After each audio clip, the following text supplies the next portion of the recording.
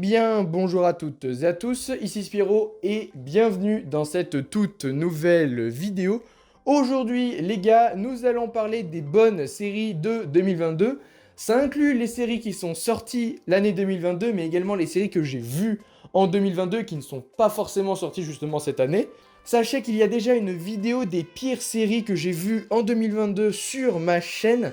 Donc n'hésitez pas à aller voir justement cette vidéo avant de regarder celle-là, comme ça peut vous donner un ordre d'idée et ça peut éviter que j'ai des questions en mode pourquoi il n'y a pas telle ou telle série, peut-être qu'elle s'y retrouve dans la vidéo des pires séries de l'année.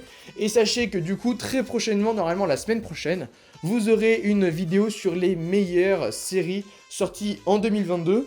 Je rappelle que ce n'est pas un classement, hein, sachez qu'il n'y a aucun classement, c'est-à-dire que la première série que je vais énoncer n'est pas forcément la meilleure parmi les bonnes, et la dernière n'est pas forcément la pire parmi les bonnes séries de 2022. Sachez également que c'est totalement subjectif, peut-être que moi j'aurais aimé des séries que vous avez détestées, ou au contraire j'ai juste aimé des séries, mais que vous avez adoré carrément.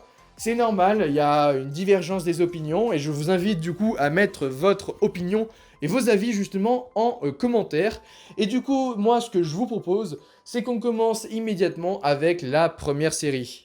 Et vous savez quoi, concernant les bonnes séries de 2022, on va commencer par des séries d'animation. Il y en a quand même beaucoup qui se retrouvent dans cette liste. Et du coup, j'aimerais vous parler de la première qui est disponible sur Amazon Prime Video. Il y en a très peu qui l'ont vu, ça j'en suis sûr et certain.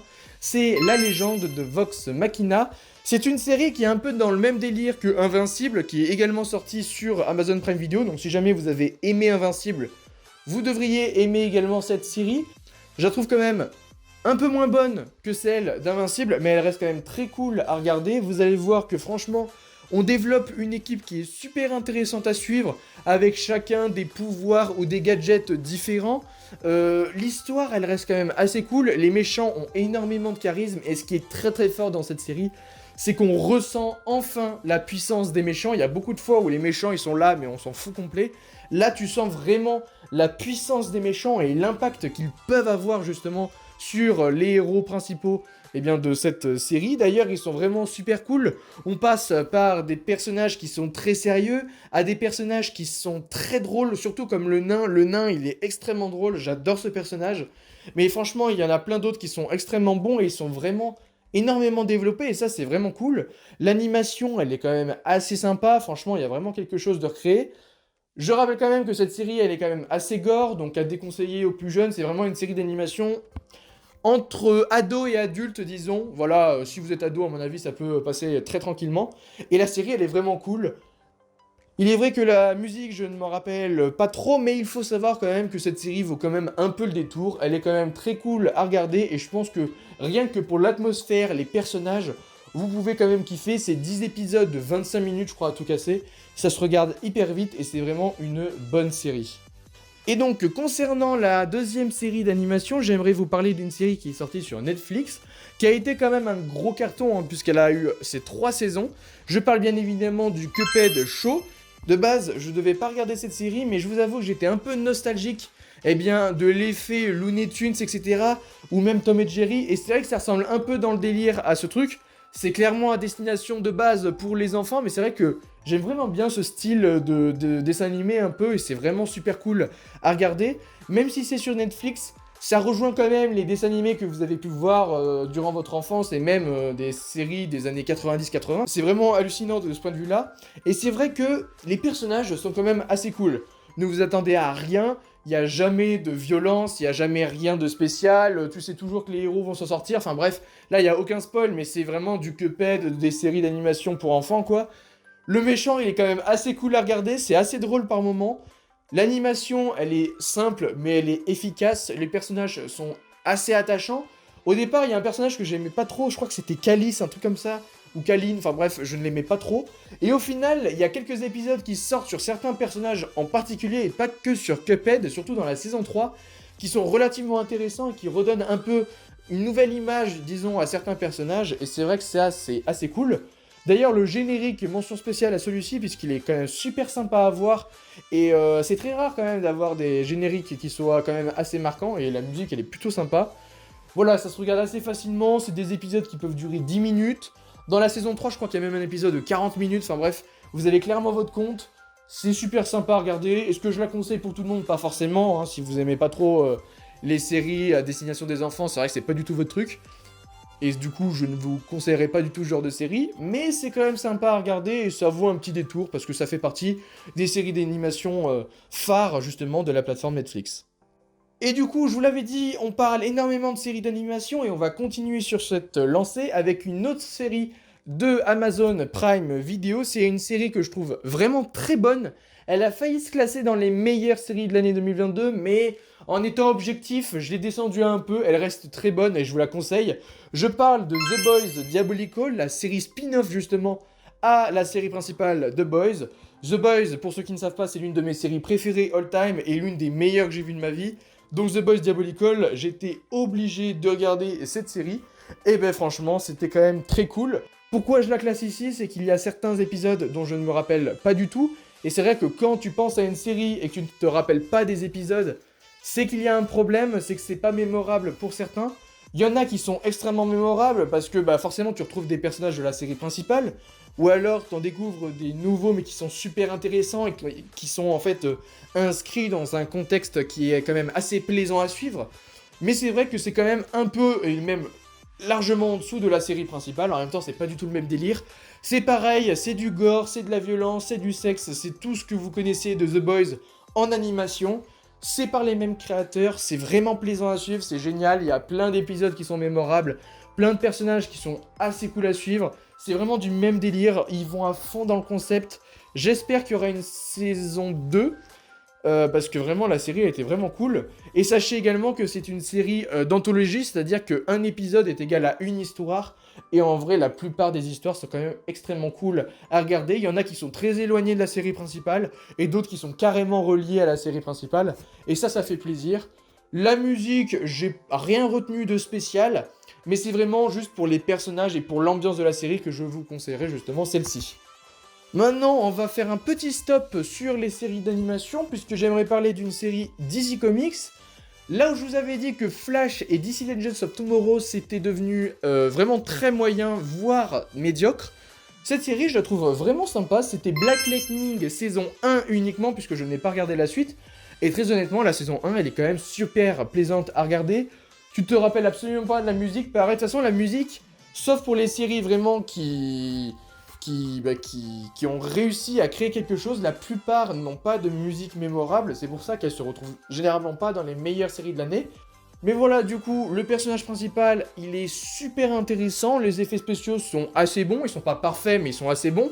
Et ce qui est bien, c'est qu'à travers justement cette série de super-héros, t'as des messages qui se font passer, notamment sur le racisme, t'as vraiment cette thématique de racisme qui est mise en place dans la série, puisque cette série en fait elle prend place dans des quartiers défavorisés, alors je ne sais plus de quel endroit, mais des quartiers défavorisés, et tu vois justement que Black Lightning, il est là pour aider la population face aux crimes qui commencent à se développer de plus en plus dans cet endroit, et c'est super intéressant la manière dont c'est fait, les personnages sont vraiment super attachants. Je sais pas si la qualité est toujours la même jusqu'à la saison 4, puisqu'il y a 4 saisons, mais moi là je vais pouvoir juger que la saison 1, et la saison 1 c'était quand même une série qui était vraiment super sympa à suivre. Maintenant, j'aimerais parler d'une autre série. C'est une série qui est plus une émission qu'autre chose, qui est disponible sur Amazon Prime Video. C'est la série française LOL qui ressort. Franchement, selon moi, c'est une très bonne série, une très bonne émission. J'adore vraiment le concept. Je sais qu'il y en a qui sont pas très friands de ce genre de choses. Moi, je le suis totalement... franchement, je suis le client premier à ce genre de projet. Et LOL qui ressort... Je préfère la saison 2 à la saison 1 de par les guests qui sont présents justement dans la série.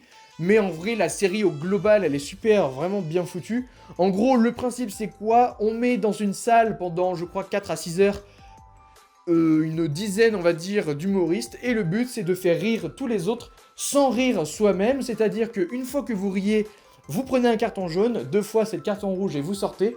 Et c'est le dernier justement qui rit, qui sort.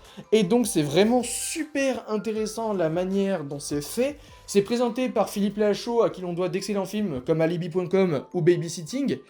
Et on ressent un peu cette âme à travers justement cette série. Et ce qui est bien, c'est qu'il y a énormément de liberté, il y a énormément de gags qui sont hilarants. Franchement, c'est une série, vous vous posez devant, ça dure 25 minutes, 30 minutes l'épisode, et ça passe méga vite.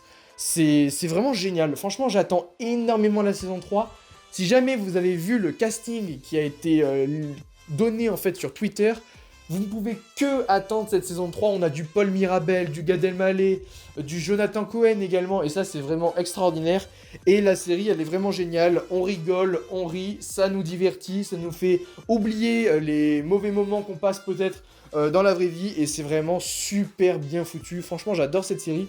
Je la mets pas dans meilleur parce que ça reste une émission classique et qu'il n'y a rien d'exceptionnel dedans, mais c'est vraiment un putain de divertissement et je vous la conseille énormément. Et du coup d'ailleurs, je vous ai parlé justement de Jonathan Cohen, et bien ça va être l'occasion de vous parler de ces deux séries qui sont sorties sur MyCanal. Je parle bien évidemment de La Flamme et du Flambeau qui ont été des cartons, mais absolus. Franchement, il y a eu, c'est fou le succès que ça a eu ce genre de série, surtout que c'est français, hein, faut savoir. En gros, c'est des séries qui sont dérivées de séries américaines ou françaises, et en gros, c'est une parodie de ces émissions. La première, donc La Flamme, c'est une parodie de Bachelor, où le but, c'est qu'il y a des prétendantes qui doivent conquérir justement eh bien, le cœur de Jonathan Cohen, en tout cas de son personnage qui est Marc. Et concernant le Flambeau, c'est une parodie de l'émission Koh-Lanta.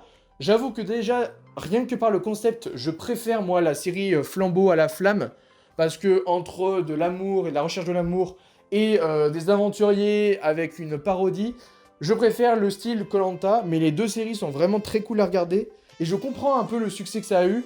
C'est très drôle, tout n'est pas extrêmement drôle non plus, hein. Il y a quelques blagues qui sont vraiment hilarantes, d'autres qui le sont un peu moins, mais bon, ça dépend de l'humour de chacun. Les acteurs, ils sont énormément investis dedans, il y a que des grosses têtes à chaque fois dans les séries.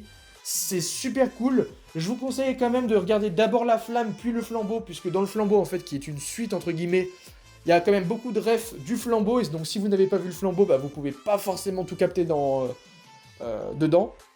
Mais la série, elle est vraiment cool, et ça, c'est vraiment génial.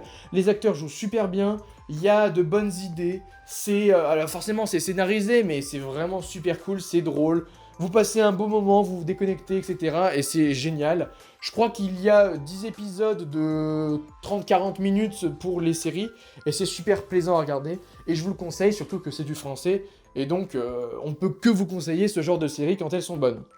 Maintenant, nous allons faire un petit tour du côté de chez Marvel. On a eu quand même pas mal de bonnes séries. J'aimerais commencer par une série que j'adore. Si les gens me connaissent très bien, ils savent que c'est ma série préférée all time, mais uniquement subjectivement, hein, puisque objectivement, c'est pas l'une des meilleures séries tous les temps, mais de mon point de vue, de mon opinion, je la surkiffe. C'est la série Les Agents du Shield. C'est une série que j'adore, mais énormément, de la saison 1 à la 7, j'adore, mais tout ce qui s'est passé dedans. Je sais qu'objectivement, ça n'est pas incroyable, il n'y a pas énormément d'idées de mise en scène, de réal, d'effets spéciaux, ça, il n'y a pas de souci, hein. C'est une série qui est série B un peu, même si elle a tendance à être série A, mais elle est vraiment super cool, et la saison 7 ne fait pas du tout exception à la règle, même si elle est plus courte. Très honnêtement, si vous kiffez les Agents du Shield, la saison 7, vous allez l'adorer, parce que, bah, en fait, la saison 7 reprend énormément de trucs qui sont passés durant toute la série. Ils le retravaillent, ils prennent des personnages d'autres séries. Enfin bref, vous allez kiffer les références dans cette saison 7. Elle est vraiment sympa à regarder. Il y a vraiment de bonnes idées. C'est quand même assez mémorable, sans que ça soit extraordinaire. Ça n'est pas ma saison préférée, soyons très honnêtes. Moi, je préfère la 4 et la 5. Mais elle reste quand même très cool. Il y a eu de bons adieux pour les personnages. Et ça fait vraiment chaud au cœur. J'espère que l'on reverra certains personnages dans le futur du MCU, parce qu'il y en a vraiment qui le méritent. Mais la série, elle est incroyable. Regardez-la vraiment, même si c'est cette saison, regardez-moi ça, c'est une masterclass à regarder, vous allez kiffer. Il y a vraiment de bons personnages, enfin ils sont tous excellents les personnages, hein. La force de cette série, c'est les interactions entre les personnages, et c'est super intéressant. Toutes les histoires qui leur arrivent, c'est sur le Shield, vous allez kiffer. Et franchement, je ne peux que vous conseiller cette série. Et même du coup cette saison 7, puisque c'est vraiment de la saison 7 dont je parle aujourd'hui. Et donc si on continue dans les séries Marvel, j'aimerais mettre la série justement Marvel Studios Miss Marvel. Je sais qu'il y en a beaucoup qui mettraient cette série dans les pires séries de l'année 2022. Très honnêtement, moi je suis pas trop d'accord avec cet avis, pour de simples raisons, hein. C'est que par rapport à par exemple une série comme She-Hulk ou d'autres, il y a quand même beaucoup d'idées de mise en scène dans Miss Marvel. Alors, c'est vrai qu'il n'y en a pas tout le temps, surtout dans les premiers épisodes, il y a énormément d'idées de réalisation et de mise en scène. Et c'est vrai qu'on en retrouve beaucoup moins dans le reste de la série. Et c'est vrai que le reste de la série, eh bien, reste dans le ton un peu Marvel et ne change pas trop, n'essaye pas de nouvelles choses. Mais par contre, c'est vrai que le début de la série, niveau mise en scène et réalisation, c'était super plaisant à voir. De base, j'aimais pas trop le délire avec les bandes annonces, j'avais l'impression que ça faisait trop teen. Bon, dans la série, il y a quand même du teen, mais c'est pas poussé trop loin, tu vois, c'est vraiment cool à regarder, c'est pas horrible, c'est pas chiant, etc. La série, elle est très loin d'être parfaite, je l'ai mis dans bonne, mais en vrai, c'est bonne, le plus bas de bon, hein, c'est juste bon, en fait, il y a pas de très bon ou quoi, c'est juste bon. Il y a de bons personnages, l'actrice principale est plutôt cool, j'ai hâte de la revoir dans les prochains projets Marvel. Il y a d'autres personnages également dans la série que j'aimerais bien voir. Niveau méchant, il n'y a rien de mémorable. Le méchant ou la méchante, je sais plus, c'est claqué, il n'y a rien qui va. Enfin, moi pour moi, le méchant, c'était nul. Mais c'est vraiment le personnage principal qui fait que. Scène post-générique, très cool. La série en soi, elle est sympa, mais c'est vraiment le début que je retiens. La fin, je la trouve trop Marvel. En fait, le problème des séries Marvel, c'est que dès qu'ils tentent quelque chose, ils le tentent au début, et vers la fin, ça redevient du Marvel. On a eu ce même cas avec des séries comme WandaVision ou Moon Knight qui sont exactement dans le même délire. Mais bon, je ne vais pas en parler là puisque c'est pas du tout l'objet de la vidéo. Mais voilà, Miss Marvel c'est sympa, musique assez appréciable, un générique plutôt cool, des bonnes idées de mise en scène et de visuel. Quoique non, pardon, des bonnes idées de mise en scène et de réalisation. Mais alors par contre oui, je l'ai pas dit, niveau visuel, c'est pas très bon. Niveau effets spéciaux, c'est vraiment pas dingue. Je trouve que les pouvoirs de Miss Marvel sont mal faits. Et ça, c'est un gros point noir de la série qui fait qu'elle n'est pas dans très bonne d'ailleurs. Mais voilà, sinon la série reste quand même plaisante à regarder et je pourrais vous la conseiller si jamais vous voulez un peu vous lancer dans Marvel, même si clairement il ne faut pas du tout commencer par cette série, mais je peux vous la conseiller vite fait. Et donc en continuant dans les séries Marvel, j'aimerais vous parler de la série d'animation Marvel's MODOK qui est vraiment super sympa, peut-être passé un peu inaperçu auprès des gens sur la plateforme, mais clairement je vous la conseille énormément, c'est un peu de la stop motion, donc je sais pas si les gens vont aimer, ça fait un peu personnage pâte à modeler là qui avance petit à petit, et c'est vraiment super bien fait, l'histoire elle est vraiment sympa à suivre, tout n'est pas mémorable, soyons honnêtes, mais par contre je trouve que l'histoire elle est plutôt sympa, les visuels avec cet effet justement stop motion ça change, donc du coup c'est vraiment super original et c'est quelque chose de plaisant à voir. Niveau histoire, c'est très cool. On a les caméos de beaucoup de personnages, de certains Avengers, etc. Donc ça, disons que c'est lié à l'univers Marvel et c'est vraiment super cool. Toute la série en soi n'est pas extraordinaire, hein, c'est vraiment juste bon. Mais franchement, c'est une bonne série d'animation que je vous conseillerais. Le générique est plutôt sympa. C'est assez drôle, c'est un ton quand même assez humour noir. Ça fait un peu gore à certains moments, mais c'est vraiment super plaisant à regarder. Et franchement, c'est une série d'animation Marvel que je peux vraiment vous conseiller. Là où, par exemple, I Am Groot, que j'avais mis dans les pires séries de l'année, je trouve qu'il n'y a rien à en tirer. Là, il y a quand même de bonnes idées et c'est vraiment super cool à regarder. Aussi, j'aimerais vous parler vite fait d'une série. C'est la série Les Cassos, disponible sur ma canal et sur YouTube. Il y a 6 saisons. Les 6 saisons, j'avais fait un gros marathon sur cette série. Je pense que tout le monde connaît un peu le principe, c'est que de l'humour noir, ça parle de sexe, de violence, de machin, enfin bref, c'est ultra drôle à regarder, c'est vraiment court, ça dure 2-3 minutes l'épisode, et c'est des parodies de dessins animés, de films, etc. qu'on connaît. On peut avoir par exemple une parodie des Dalton, de Toy Story, de Star Wars, dans le même épisode, et ça c'est juste génial. C'est à mourir de rire à certains moments, l'animation est originale, et elle est vraiment super cool. Et franchement, je ne peux que vous conseiller cette série sur YouTube parce que c'est l'une des meilleures sur YouTube. Et en vrai, c'est quand même très appréciable. Le générique est légendaire, je le redis, hein, il est incroyable. Et les histoires sont assez fun, donc je vous conseille vraiment cette série d'animation. Une petite série Netflix également sur laquelle je voulais revenir, c'est la série Cauchemar et Canular. En vrai, c'est une série qui est plutôt fun à regarder, c'est pareil, c'est une émission en gros que vous regardez, où, alors c'est Gaten Matarazzo, un truc comme ça, je n'ai plus le nom de l'acteur en tête, mais c'est l'acteur qui joue Dustin dans Stranger Things, qui là joue un pranker, en gros, il va essayer de monter des histoires d'horreur pour faire justement des pranks à des vraies personnes lors de stages, je crois, pour des emplois. Et c'est vraiment super intéressant la manière dont c'est fait. C'est vraiment construit. Je doute quand même de la véracité de certains épisodes, j'ai l'impression qu'il y en a qui peuvent paraître un peu fake à certains moments, je trouve qu'il y a des réactions qui font un peu bizarre, mais les idées des pranks sont vraiment poussées, c'est vraiment cool, ça pourrait aller plus loin pour certains, plus loin dans l'horreur, plus loin dans le prank en fait, parce que des fois ils s'arrêtent assez brutalement alors qu'ils pourraient aller plus loin dans le délire, mais ça reste quand même très cool à regarder, il y a de bonnes idées, etc. Et donc je vous conseillerais cette série. Ça dure vraiment 25 minutes l'épisode, c'est vraiment pas long et c'est quand même assez cool à regarder. Et donc, une série qui avait fait aussi un petit bruit quand même sur la plateforme Netflix, c'est Seul face à l'abeille, avec le légendaire acteur Rowan Atkinson, qui est forcément connu pour son rôle de Mr. Bean, un personnage qu'on adore tous, et là il prend un nouveau rôle, c'est pas du tout Mr. Bean, hein, c'est vraiment un personnage créé de toutes pièces, mais qui ressemble très fortement quand même à Mr. Bean, et on le voit ici dans cette série jouer le rôle en fait d'un gardien de maison. En fait il va garder la maison de personnes qui partent je crois en vacances ou je sais plus où, ou pour un mariage, enfin bref, et il va devoir garder la maison. Le problème c'est que dans cette maison il y a une abeille qui se balade et qui est assez dérangeante, et donc le gardien va devoir justement intercepter cette abeille. Le problème c'est qu'en faisant ça, il crée encore plus de bordel que la guêpe en elle-même, et ça rend la série mais extrêmement drôle.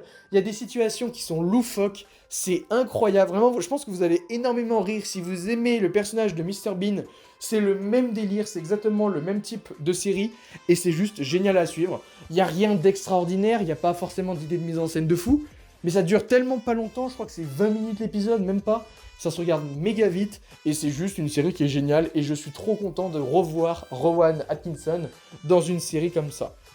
Maintenant, on va revenir à un peu de séries d'animation. Vous avez vu, il y a énormément de séries d'animation dans cette liste, et là, c'est une série qui est en vrai pas si connue que ça parmi les fans. Pourtant, c'est un univers qui est très connu, je parle de Star Wars, et on va parler plus particulièrement du coup de la série Star Wars, les Forces du Destin. Il y a très peu de personnes qui connaissent cette série, même parmi les fans, j'ai l'impression qu'elle est totalement passée inaperçue. C'est une série en fait que je trouve géniale pour une seule raison, c'est qu'en fait on va retrouver pendant 2 à 3 minutes ou 5 minutes, je sais plus, l'épisode, peut-être qu'en fait c'est plus, je sais plus, mais enfin bref, c'est vraiment de petits épisodes où on retrouve en fait des personnages de séries qu'on n'a pas l'habitude de revoir, comme par exemple des personnages de séries Rebels, des personnages de The Clone Wars, des personnages de Rogue One, et en fait je me dis mais comment une série d'animation où on voit des personnages comme ça n'a pas fait parler d'elle? C'est quand même un truc de fou. On revoit des personnages comme Jyn Erso qu'on a vu uniquement dans Rogue One et personne n'en a parlé. Mais la série, elle est vraiment cool pour ça. On revoit des personnages dans des petites missions. Les visuels sont pas extraordinaires. Ça fait vraiment... c'était une série, je crois, Disney Channel, donc c'est pas extraordinaire. C'est juste vraiment pour le plaisir de revoir les personnages quand t'es fan de l'univers, et ça fait vraiment plaisir. Pareil, les missions, les histoires, tu te rappelles de plus rien. Tu te rappelles uniquement des personnages. Mais ça reste quand même cool de pouvoir les redécouvrir. Et franchement, je conseille cette série, surtout aux fans de Star Wars, si jamais vous voulez un peu découvrir de nouvelles choses et étendre l'univers Star Wars. Concernant justement les autres séries d'animation, j'aimerais vous parler de la série du créateur des Simpsons, Futurama. Futurama, je vais vous parler que de la saison 1 et de la saison 2, puisque à l'heure actuelle où je tourne cette vidéo, je n'ai vu que ces 2 saisons sur les 10, je crois. Et franchement, la série, elle est vraiment super cool. Il y a vraiment de bonnes histoires, surtout le début qui est méga intéressant. Après, ça tourne un peu à la Simpson, où un épisode, c'est une histoire, et ainsi de suite. Donc bon, ça, sur ce point-là, c'est un peu comme les Simpsons, et c'est un peu dommage. Mais les personnages principaux sont super attachants. Le robot, Fry, enfin bref, Bender, etc., ils sont incroyables. C'est vraiment super cool à suivre cette petite équipe. Ils sont tous drôles, ils ont tous leur rôle dans chaque équipe, et c'est génial. Entre, par exemple, le côté fun de Bender, le côté sérieux justement de Leila, le côté intelligent du professeur et le côté assez maladroit de Fry, ça fait vraiment quelque chose, un mélange assez satisfaisant à voir et plaisant, c'est super divertissant.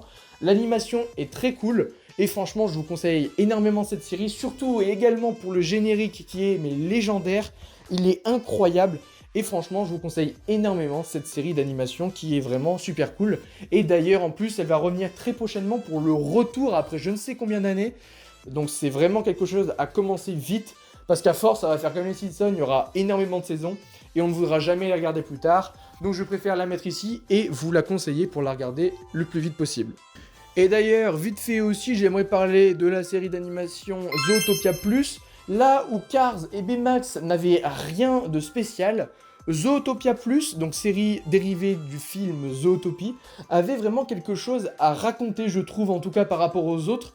Il y a quelques épisodes dont tu ne te souviens pas du tout, mais il y en a, c'est des comédies musicales, d'autres c'est des courses-poursuites, d'autres c'est machin. Et en fait, le fait que ça change énormément à chaque épisode, avec des tons différents, une parodie du film Les Parrains, il y a vraiment quelque chose quand même de beaucoup plus mémorable et de beaucoup plus sympa à regarder. Moi j'avais vraiment adoré. Le générique, à vrai dire, je ne m'en souviens pas trop, donc il doit pas être spécialement mémorable.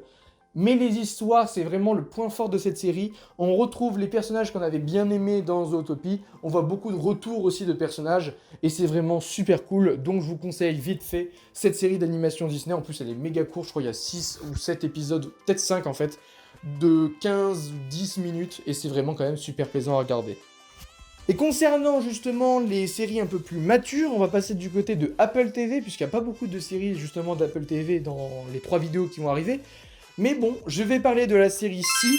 La série Si avec en personnage principal Jason Momoa, qui est vraiment génial dans le rôle. Et en gros, c'est une série où en fait vivent des personnes qui sont toutes aveugles à cause d'un virus justement qui est arrivé justement sur cette planète. Et on va voir comment ils vont devoir se débrouiller face à des méchants qui arrivent successivement, qui menacent justement leur vie, qui menacent leur village, et ils vont devoir forcément bouger à travers justement bien la planète en gros, pour essayer justement de faire face à ces méchants, surtout que ce sont pour la plupart des personnes qui ne sont pas forcément des combattants, et c'est vraiment super agréable à suivre, c'est violent, un peu style Game of Thrones, c'est beau visuellement, il y a une bonne histoire, je l'ai pas mis dans meilleur parce que c'est moins mémorable que des séries comme justement Game of Thrones ou quoi, mais il y a quand même quelque chose à en tirer, c'est vraiment super bien joué, il y a de la violence comme il faut, c'est pas trop exagéré, il y a vraiment de bonnes scènes mémorables, franchement la série je vous la conseille en fait énormément, les personnages sont tous cool, il y en a quelques-uns qui le sont un peu moins, mais globalement c'est quand même très réussi, et franchement pour des séries Apple TV je vous la conseille très fortement.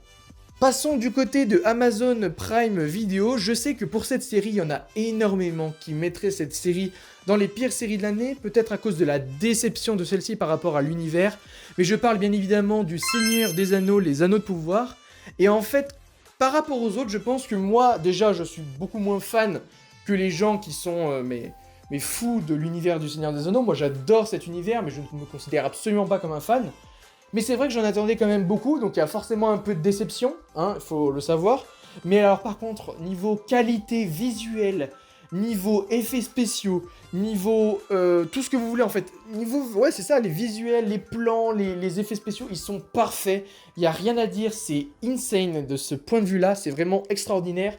Niveau musique, c'est exceptionnel, je crois que c'est McBerry qui a fait les musiques et elles sont mémorables de fou. Surtout sur les petits hobbits, la musique elle est géniale, et je crois qu'il y en a d'autres, après je les ai pas toutes en tête, mais elles sont extraordinaires. Ça m'arrive en plus de les réécouter pour vous dire, parce qu'elles sont vraiment géniales. C'est du même niveau en tout cas que Le Seigneur des Anneaux selon moi, en termes de musique. Là où ça pêche peut-être un petit peu, c'est au niveau du scénario et des personnages. Je suis d'accord, je rejoins beaucoup l'avis des gens qui disent qu'il y a certains acteurs qui n'ont pas spécialement de charisme, d'autres qui ont des intrigues qui sont très peu intéressantes. Je pense notamment au personnage de l'elfe noir, là un peu, qui était vraiment cool de base à regarder, puis au final, toute son intrigue était un peu décevante. Là où par exemple, eh bien, l'elfe avec le nain était super intéressante à regarder. Galadriel, cool, mais elle devenait un peu plus chiante, c'est vrai que c'était un peu dommage sur ce point de vue-là. Mais il y a plein d'arcs qui étaient quand même cool à regarder, mais tout n'était pas parfait. Le scénario à certains moments pêchait. C'est très long à se mettre en place, et t'as vraiment l'impression que, ouais, ils ont prévu 5 saisons, donc là, c'était vraiment une introduction, c'était vraiment super long, chaque épisode dure 1 heure. Il y a des fois où ça va raconter des choses, des fois où ça raconte un peu moins, et c'est beaucoup moins intéressant. Luminor, c'était super long, ou Luminor, ouais, Luminor, c'était assez long, mais voilà, il y a quand même de bonnes idées visuelles, mais c'est vrai que le scénario pêche quand même grandement sur cette série. Et je tiens à dire également, j'allais l'oublier, mais le générique, il est incroyable, pareil. La musique, elle est vraiment cool de ce point de vue-là. De toute façon, toutes les musiques, elles sont exceptionnelles. Et donc, je conseille un peu cette série quand même, parce qu'elle a quand même de belles qualités. mais c'est pas non plus la série du siècle, et c'est pour ça qu'elle se retrouve dans les bonnes séries de 2022. Et pour l'avant-dernière série de cette vidéo, j'aimerais vous parler de National Treasure. Je n'ai plus du tout le nom français de cette série, je sais que c'est le trésor de Maketuzama, je sais plus ce que c'est, mais enfin bref. C'est la série spin-off des films Benjamin Gates, qui est passé aussi un peu inaperçu, qui a fait sa diffusion et qui est toujours en cours d'ailleurs, en même temps que Willow. Et franchement, je trouve que la série, elle s'en sort plutôt bien. Là où il y a beaucoup de séries teenagers qui sont assez chiantes à regarder, là c'est teenager, mais pas trop en même temps, tu vois, il y a vraiment un vrai délire. L'actrice principale, elle se démerde vraiment bien, elle joue plutôt bien, et ça c'est vraiment super cool à regarder. L'histoire de la série, c'est super intéressant, tu te fais vraiment pas trop chier, en tout cas moi je suis vraiment pris dans le délire. Après, niveau effets spéciaux, il n'y a rien de grandiose, puisqu'il n'y a pas forcément d'effets spéciaux à mettre en lumière. Mais par contre, concernant les visuels, c'est sympa, mais pareil, il n'y a pas de visuel à avoir, puisqu'il n'y a pas forcément de décor de fou. Et aussi, niveau mise en scène et réal, c'est pas non plus extraordinaire. Mais de toute façon, le point fort de la série, c'est les personnages principaux, la recherche du trésor, et ça marche super bien. La méchante, elle est géniale, c'est l'actrice qui joue dans Mercredi Adams, la maman. Et c'est vraiment super cool, elle joue vraiment super bien, et ça marche du tonnerre. Et franchement, moi j'ai vraiment hâte de découvrir la suite des épisodes. À l'heure où je tourne cette vidéo, il en reste 4, et franchement c'est une série que je vous conseille, parce qu'elle est vraiment en fait super intéressante, et t'es vraiment pris dans le concept, et c'est vraiment super cool.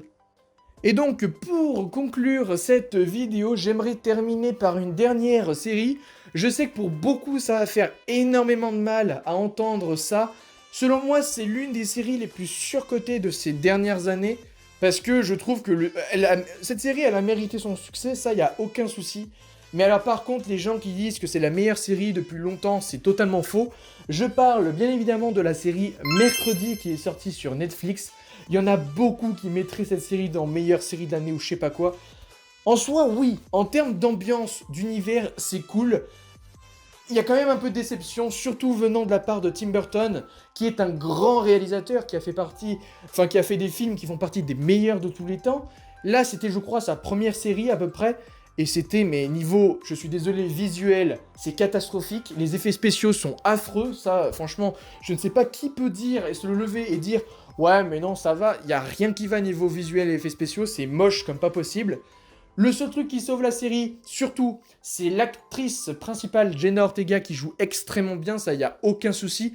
L'ambiance est cool, les personnages sont cool, c'est surtout, en fait, voilà, ces interactions entre personnages qui sont cool, notamment, par exemple, Tyler et Mercredi qui marchent super bien, Enid et Mercredi qui marchent très bien aussi, et pareil pour tous les autres personnages.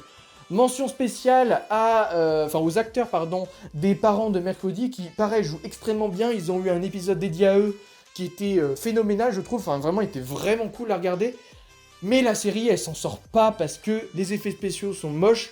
Tout est prévisible. En tout cas, la majorité des événements est prévisible. Et c'est vrai que c'est assez dommage de ce point de vue-là. Ils auraient pu aller plus loin, ils auraient pu faire mieux, mais non.